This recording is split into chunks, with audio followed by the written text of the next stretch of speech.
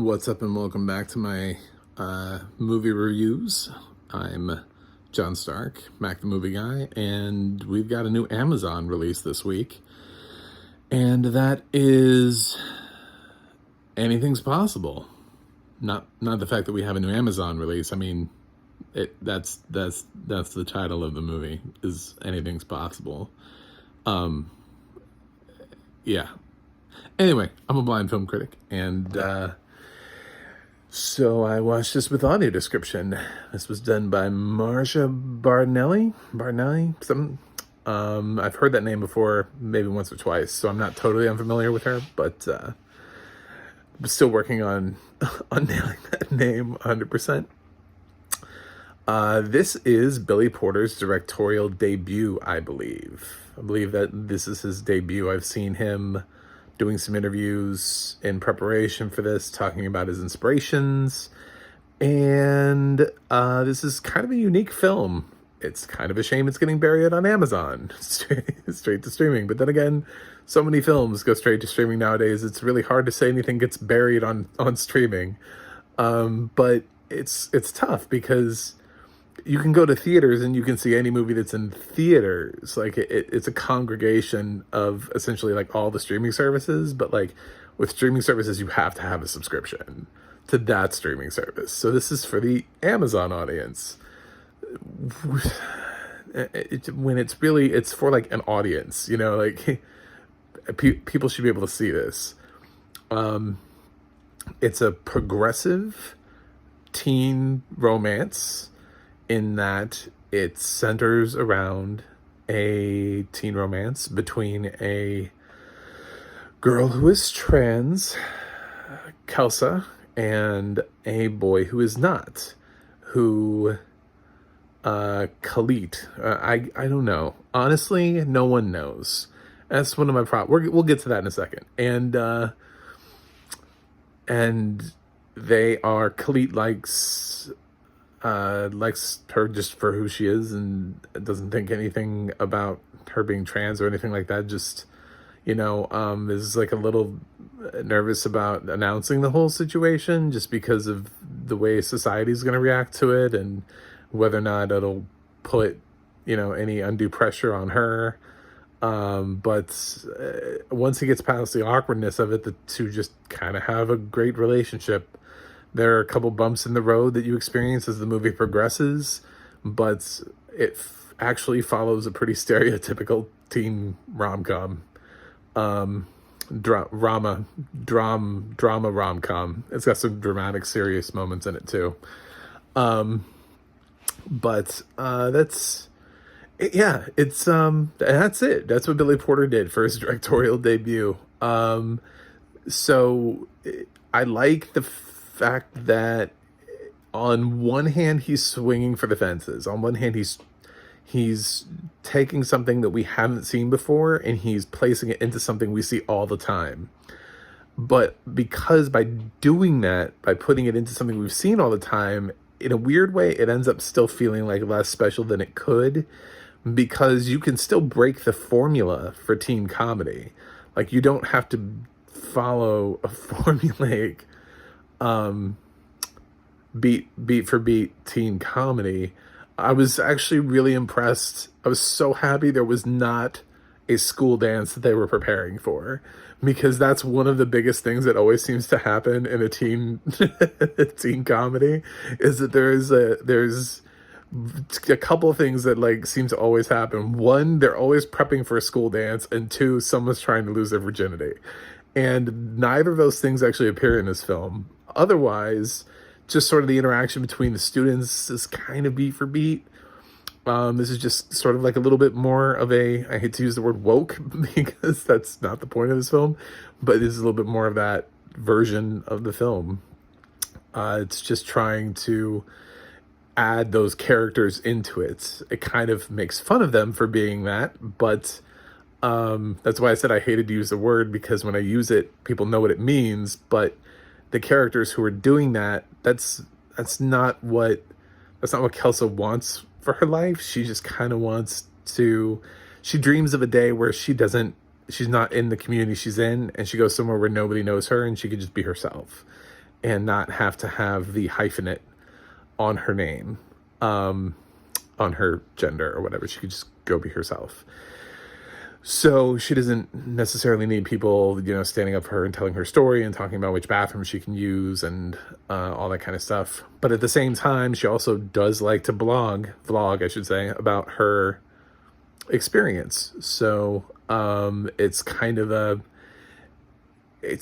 blurred plot point that she doesn't want other people to do it, but she wants to be able to do it herself. But then she doesn't want people to see her that way. But then she does want people to see her that way in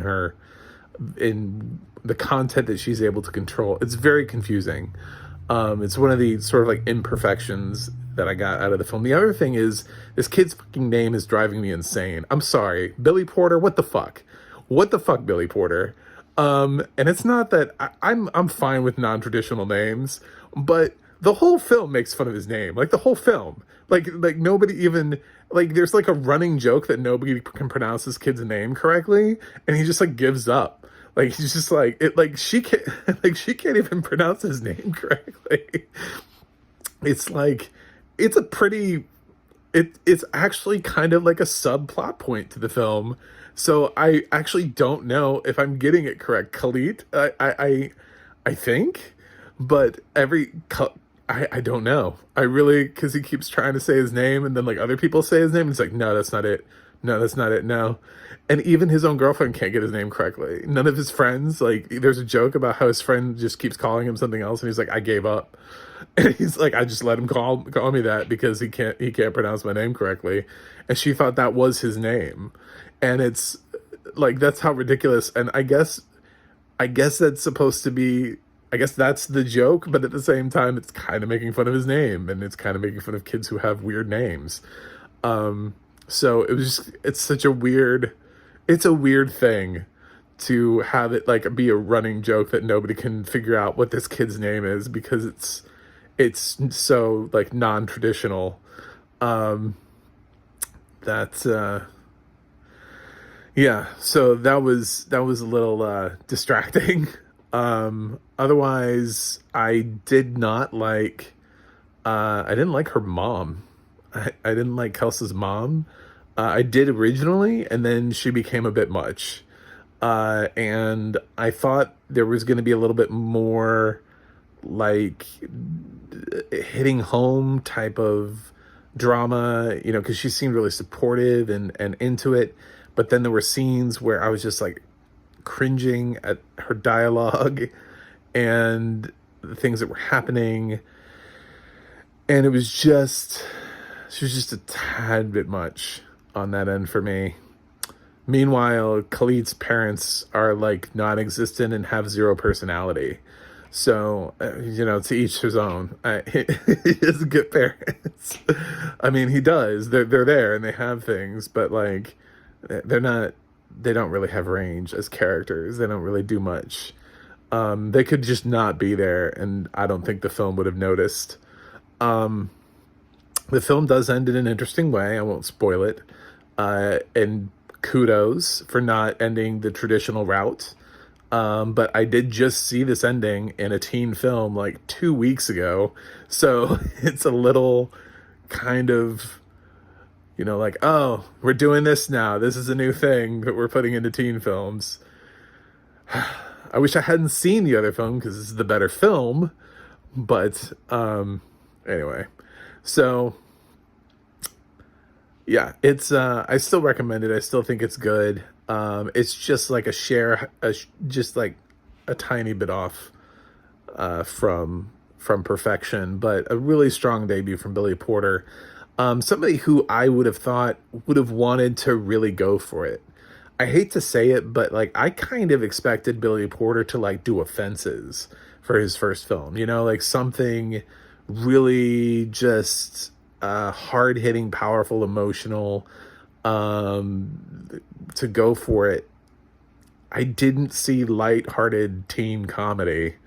It doesn't feel like a Billy Porter thing to me, but I don't know what he's trying to say as a filmmaker.